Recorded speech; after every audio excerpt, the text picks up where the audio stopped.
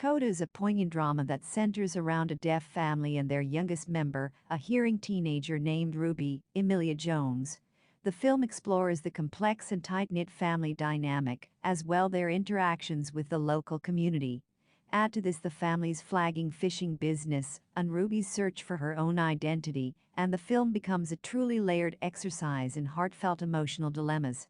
Packed with measured humor and tear-jerking moments that never go overboard but make for an engaging watch, the story is likely lingering with you much after the credits have rolled. Let's take a closer look at the ending of Coda and make sure we picked up all of its nuanced offerings. The film opens with Ryby on her seemingly daily fishing expedition with her father Frank, Troy Kotzer, and brother Leo, Daniel Durant. The three bring in their catch of the day with well-practiced movements, and after a short argument with their buyer about the rates he is offering them, Ryby heads off to school. Following a boy named Miles, who she seems to fancy, Ryby signs up for the school choir, which is led by Bernardo Villalobos, who the students refer to as Mr. V. During her first trial, the teenager gets embarrassed and is unable to sing. However, with some coaxing from Mr. V, she eventually reveals that she has a truly impressive voice, which leads him to select her for a duet with Miles. Soon after, Mr. V also suggests that Ryby applies to Berkeley to study music, about which she seems nervous, having never been apart from her family. Meanwhile, like many others in the area, the Rossi family fishing business is suffering from new regulations. As much as Frank and Leo despise the new requirements and the plummeting prices they are being offered for their catch, the fact that they are deaf makes it difficult for them to engage with the officials. It is slowly revealed just how important Ryby, the only hearing member of the family, is to the fishing business. Frank finally plucks up the courage at a town hall meeting and announces, through Ryby, that he is breaking away from the current system and starting a co-op that will get them all better prices. This seems to make the family even more dependent on Ryby, who has also started taking music lessons from Mr. V in the hopes of getting a Berkeley scholarship. Does Ryby go to Berkeley College of Music? When she finally tells her family that she plans on going to college to study music, they are aghast. Her mother feels the most strongly about it and questions whether Ryby is any good, since none of them have heard her sing. Leo, whose girlfriend Gertie has told him how good Ryby's voice is, supports his sister's decision. However, after a brush with the Coast Guard gets her father's fishing license suspended, Ryby decides to stay back with her family, angering her older brother. The family then attends a choir recital, in which Ryby and Miles perform a moving song together. Unable to hear it, however, her parents and Leo remain unsure of how good she is and seem distracted during her performance. That night, at home, Frank asks if he can touch Ryby's throat while she sings so he can feel her music. It is an emotional moment, and the next day, the family surprises her by taking her to the audition at Berkeley. Ryby is nervous in front of the stern examiners, but is emboldened by the presence of her family. She sings, accompanied by Mr. V on the piano, and is eventually accepted into Berkeley. The film's closing scenes show a heart-wrenching but happy farewell as Ryby embarks on a new chapter in her life and heads off to college. Ryby, therefore, ends up going to Berkeley, much to the joy of her music teacher Mr. V. The most touching aspect of this, of course, is that she finally leaves her family to follow her passion for music. In a brief scene after her audition, we also see her father teaching a new deckhand how to work on the fishing boat, signifying that they have managed to find a new hearing member to help out on their fishing expeditions, which the court order against Frank mandated. This also means that Ryby leaves knowing that the family business is not in jeopardy. The co-op fish stall, with her mother and other women of the fishing community seen running it, also seems to be doing well. Why do her parents change their mind? Ryby's parents seem distracted for most of Ryby's admirable musical performance, with Frank fidgeting with his buttons and her mother Jackie, Marlee Matlin, fretting about what she should make for dinner. The film also poignantly shows us parts of her musical performance without the sound to give viewers the feeling of just how drastically it changes the whole scenario, and to put us in the shoes of Ryby's family. However, during her duet with Miles, Frank and Jackie begin to notice the crowd's reactions to their daughter's voice. People are seen swaying back and forth, smiling, and even tearing up, showing the parents, possibly for the first time, just how well their daughter sings. This is what leads a thoughtful Frank to sit outside the house after the choir performance and ruminate. When he finally feels Ruby's voice by touching her throat as she sings, he seems to become convinced that she is truly talented. Despite knowing how others react to his daughter's voice, it is understandable for the father to be painfully curious about what his daughter's voice sounds like. Near the beginning of the film, much to his daughter's embarrassment, we see Frank enjoying loud hip-hop music in the car by feeling its vibrations. He now uses the same process to experience his daughter's voice, which convinces him about the path she chooses. Why is Leo angry about his sister staying back? Leo and Ruby share a complex relationship that is slowly revealed. They are initially seen to very close, thanks in part to their father, who insists that any and all fights should be directed at people outside the family, like the ones hurting their fishing business.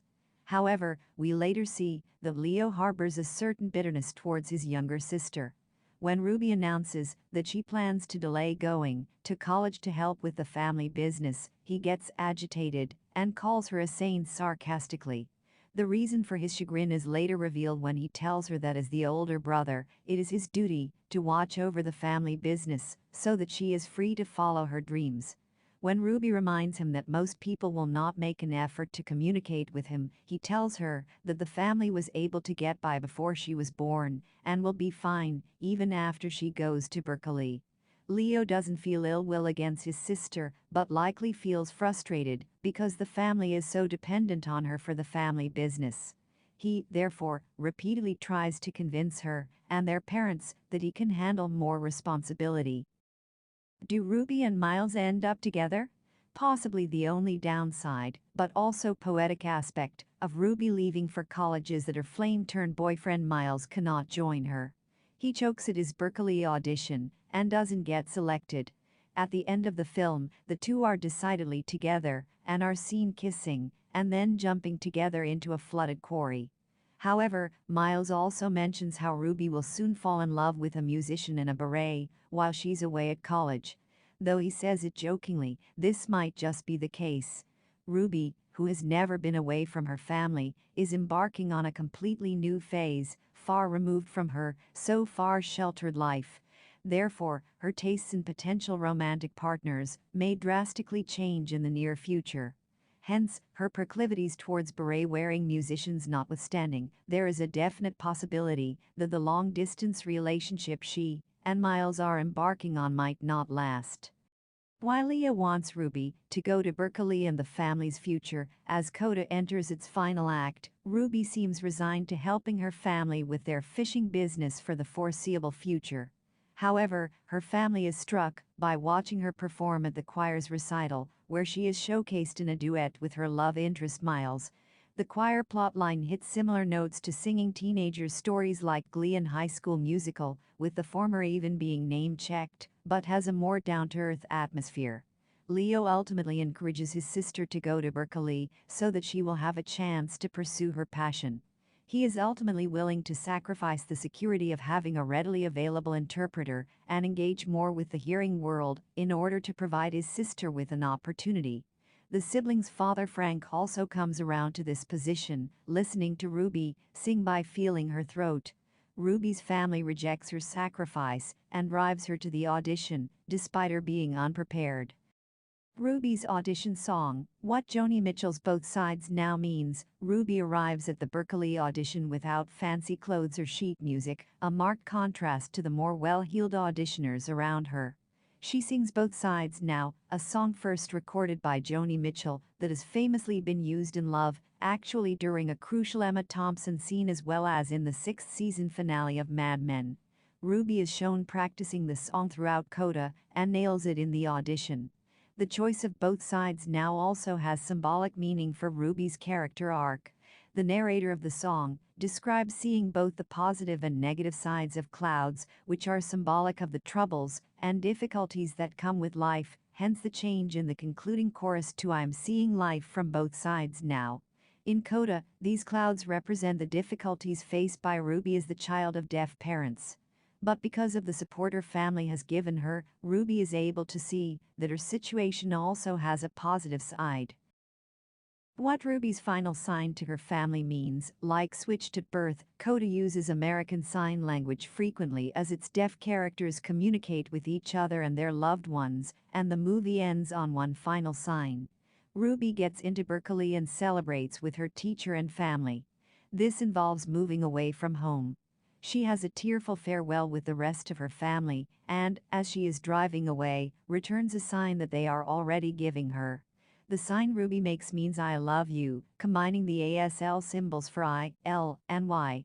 The symbol is used in both romantic and platonic contexts, and has become a supportive symbol of deaf culture. Similar to fellow Applet Plus title Ted Lasso, Coda leaves the viewer with positive emotion, with Ryby reaffirming her connection with her family, even as she moves on to the next stage in her life. Ryby crosses her middle finger over when making the sign, adding a unique intensifier to the message. The true meaning of Coda is a coming-of-age story that is about the necessity of breaking the bonds of codependency that can exist in a family.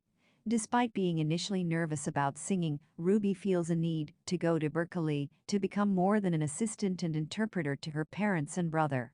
Her parents and brother are faced with the task of relearning how to communicate with the outside world. Deaf culture and issues are becoming more prominent in American culture, with the upcoming Hawkeye and Echo Marvel series set to deal with deafness and disability. Coda contributes to this ongoing conversation by providing a candid and grounded depiction of a deaf family and the strain that living in an inaccessible world places on them.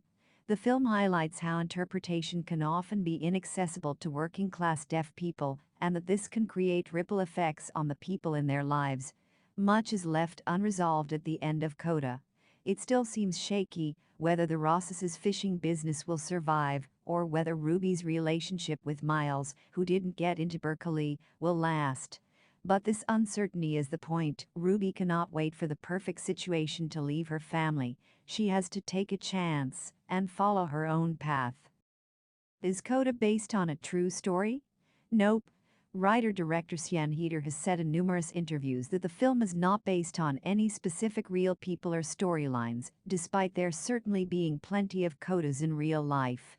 While the Rossi family is entirely fictional, each member portrays, as accurately as possible, the real-life communities they represent. Many of us know someone from the deaf community, and the fishing culture of Gloucester is also real. Heder and her cast spent time on Gloucester fishing boats getting to know the community, so that even the film's ASL, which makes up a whopping 40% of the script, features actual jargon from the area. 3 of the main cast members, Daniel Durant, Troy Kotzer, and Academy Award winner Marlee Matlin, are deaf themselves. Additionally, one of the film's producers, Jack Jason, who is also Matlin's longtime interpreter and business partner, is himself a Coda. He has spoken about how the movie echoes many aspects of his own life. When Ryby shared her dream, the idea of leaving the family was not well entertained by Frank and Jackie. The communication ended up in an argument that irritated Ryby. She didn't join Frank and Leo for the fishing expedition the following day. For all unfortunate reasons, a sea monitor sprang up on the same day. Joanne, the sea monitor who had no idea about Frank and Leo's disability, panicked and tipped off the Coast Guards. The Federation canceled their license and imposed a hefty fine. Frank pleaded, through Ryby, that they would only be able to pay off the debts if they would allow them to fish. The Federation agreed under the condition that they would have a hearing individual on board at all times. Ryby understood that her family couldn't afford a deckhand, and thus decided to postpone her dream for her family. However, Leo got vexed because Ryby's best friend and Leo's girlfriend, Gertie, Amy Forsyth, had already told him about Ryby's gift. But Ryby couldn't leave her family, not when they needed her. At the annual fall concert, Ryby performed gracefully, but it was all a dead silence for her parents. They discussed groceries while Ryby sang. Director Sian Heder designed a striking silent sequence from the parents' point of view that suggested their alienation from Ryby's talent or dream. However, the void was quickly filled in an emotionally transforming scene when Frank puts his hand on Ryby's neck while she sings a song for him. Frank might not hear, but he could at least feel the vibrations stirred by Ruby's voice. The intensity of emotions bridged the gap of disability as Frank understood what singing meant for his daughter. The next day, Frank and the family escorted Ruby to Boston, who gave an energetic audition for Berklee College of Music. The soul-stirring performance could make even the strongest man weep like a kitty once had been. Ruby not only gave voice to the words, but also interpreted the lyrics for her family, who discreetly attended the audition. In the end, the family followed Ruby's advice and shed their cynical attitude. They tried to befriend the hearing people of the community and accepted them as a part of their life. The Rossi family didn't need Ruby anymore to communicate for them and thus accepted her departure even before the audition result came out. Thankfully, Ruby got accepted for Berklee College of Music and ventured on towards the new chapter of her life. However, a part of her will always stay in Gloucester, treasured by her parents and her lover, Miles. This was the ending of Oscar-winning film, Coda, and share your thoughts with us. What do you think about this movie in the comments box?